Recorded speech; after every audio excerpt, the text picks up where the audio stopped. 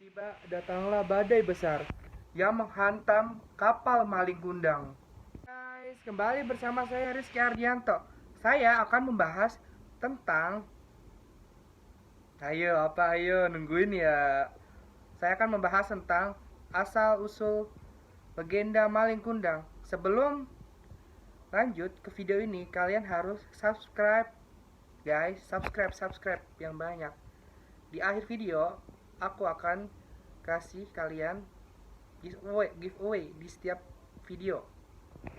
Pada zaman dahulu, di perkampungan nelayan di air pesisir pantai di daerah Padang, hiduplah seorang janda yang bernama Mande Rubaya. Dia memiliki anak laki-laki yaitu bernama Maling Kundang. Maling Kundang di mata orang tuanya itu dia penyayang, penurut. Dia Rubaya sudah tua. Ia berjualan kue untuk menghidupi anaknya, anak tunggalnya, yaitu Maling Kundang. Suatu hari Maling Kundang sakit keras. Ibunya khawatir kepada Maling Kundang. Jatuh sakit yang amat keras. Semuanya hampir melayang karena dia sangat sakit keras. Tetapi ibunya mengusahakan beli obat untuknya. Setelah sembuh, Malin makin disayang sama ibunya, semakin dimanja. Mereka adalah ibu dan anak saling menyayangi. Dan pada suatu hari, Malin Kundang ingin pergi merantau ke kota lain. Dan ia meminta izin kepada ibunya. Karena saat itu Malin melihat ada kapal besar di pesisir pantai. Dia meminta izin kepada ibunya, guys. Ibunya berkata, "Jangan Malin, di luar sana bahaya. Mendingan kamu di sini saja bekerjanya daripada di luar kota. Temenin ibu saja di sini. Ibu sendirian, Malin." Malin pun menjawab, "Ibu tenanglah, kan Malin sudah besar, bisa jaga diri baik-baik, Ibu. Masa ibu tidak mengizinkan Malin untuk merantau ke kota? Ini kesempatan, Bu, karena ada kapal besar yang ada di pesisir pantai. Malin ingin banget mengubah nasib kita, Bu." "Baiklah, Ibu izinkan, Nak. Cepatlah kembali, Nak. Jangan lama-lama di sana. Ibu selalu menunggu di sini."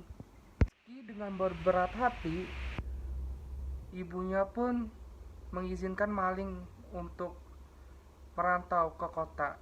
Malin dibekali oleh ibunya nasi bungkus dilapisi oleh 7 daun pisang.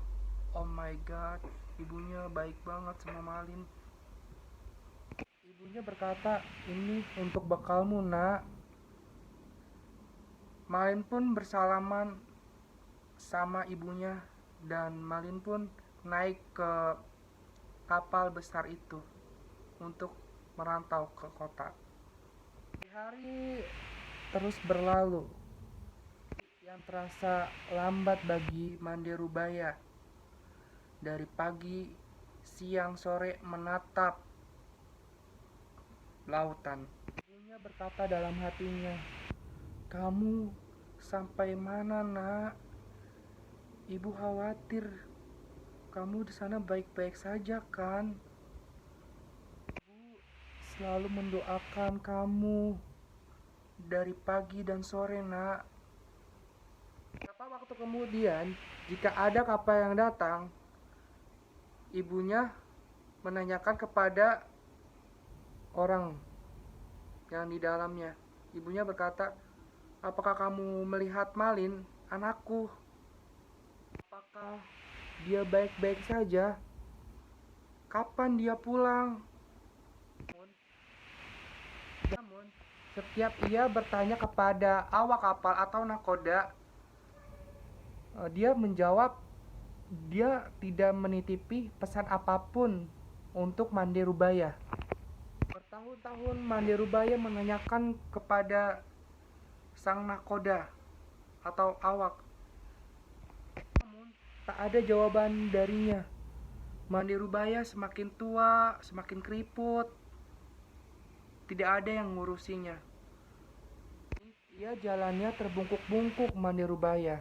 Pada suatu hari, Mandirubaya mendapatkan kabar baik dari nakoda dulu bahwa Malin sudah sukses dan dia sudah menikah.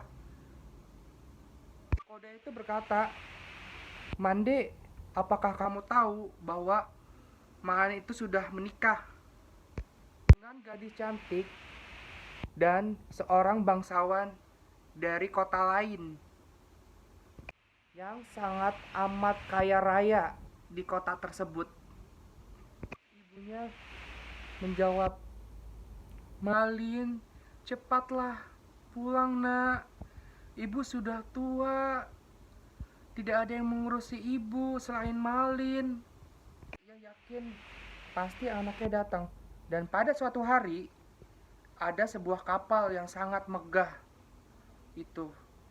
Dan ibunya menghampiri kapal tersebut di pesisir pantai. Dan ibunya menatap kepada kapal itu. Kampung berkumpul dan mengira bahwa yang datang itu sultan atau pangeran dari kota lain. Mereka menyambut dengan bahagia. Mandirubaya sangat bergembira, dia sangat senang. Dia selalu berdoa agar anaknya selamat, segera menjenguk kembali kepada ibunya. Sinar kecerahan tiba di muka Mandirubaya. Ia sangat senang. Hingga berbulan-bulan Malin tidak mengabari satu pesan pun, satu kata pun untuk ibunya. Parah sih Malin Kundang, bukan gua ya. Kalau gua jadi Malin Kundang itu gua bakal diusir sama emak gua atau bapak gua ya guys. Ketika kapal itu mulai merapat, tibalah seorang anak muda yang berdiri di depan anjungan. Pakaian mereka berkilau dan anak muda itu wajahnya bersinar-sinar. Dihiasi senyum yang manis. Dia bahagia dengan meriah, guys. Mandirubaya pun datang dan menghampiri kapal tersebut. Jantungnya berdebar-debar, guys. Melihat laki muda itu, Mandirubaya kayak, ini nih anak aku nih kayaknya. Yang anak muda tuh anaknya, terasa kayak anaknya. Emang anaknya. Mandirubaya pun sangat yakin bahwa itu anaknya, guys. Dan belum menyempat para sesepuh kampung, guys. Mandirubaya pun menghampiri anak muda tersebut dan dia memeluk Malin serat-eratnya. Dia takut kehilangan Malin lagi. Ibunya berkata, "Malin, kau anakku, kenapa kamu tidak mengabari ibu, Nak? Ibu kangen sama kamu. Sehari-hari ibu bersama kamu."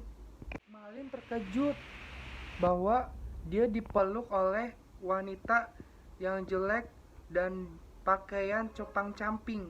Tak percaya bahwa wanita itu adalah ibunya.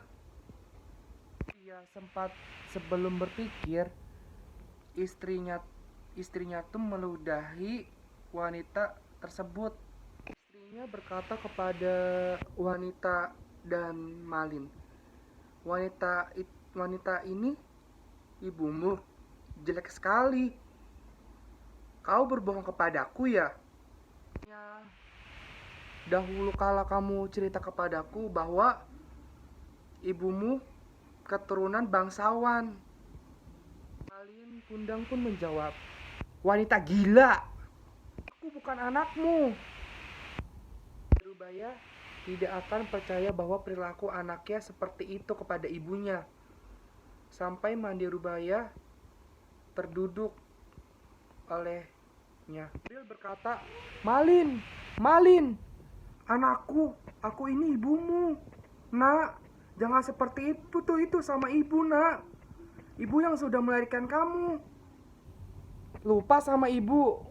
Apa kau jadi seperti ini, nak? Ibu tidak mengajarkan kamu seperti ini.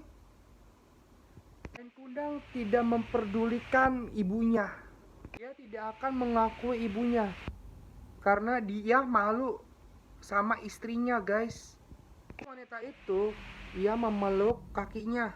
Malin menendang dan ia berkata, wanita gila, ibuku tidak seperti engkau. Kau yang sangat kotor, kumel, jelek. Yang melihat ikut terpana dan kemudian pulang dari rumahnya. Mande Rubaya pun pingsan terbaring di situ.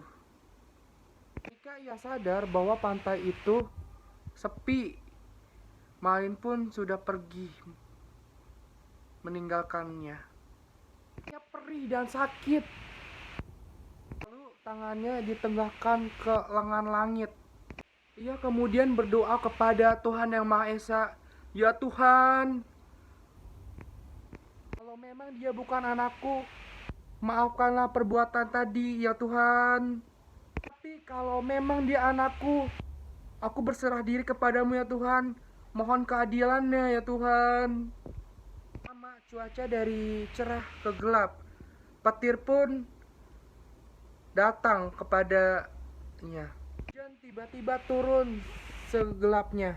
Tiba datanglah badai pasir dan ombak sedemikian. Hantam kapal Malin Kundang. Sambaran petir yang menggelegar dan merusak kepada kapal-kapalnya. Besok saat matahari pagi di ufuk timur, badai telah reda. Kaki bukit yang berkepingan menjadi batu, guys. Kapal Malin Kundang yang anak durhaka, guys. Sebangkah batu itulah yang menyerupai Malin Kundang. Batu-batu itu bersenang ikan teri dan sebanyak ikan belanak, ikan tenggiri. Konon katanya kapal si Malin Kundang itu berasal dari serpihan-serpihan istri Malin Kundang. Sampai sekarang jika ada yang mendengar suara ombak menghantam kapal dan batu di pantai, itu kononnya suara Malin Kundang, guys.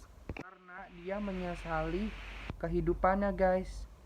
Jadi pesan moral dari sini, kita tuh nggak boleh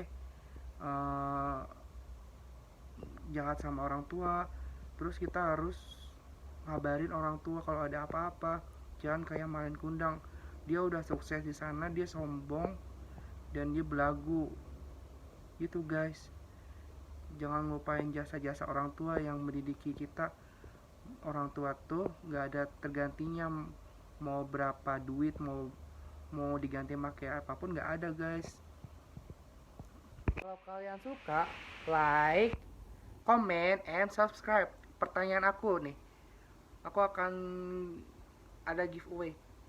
Siapa yang pertama kali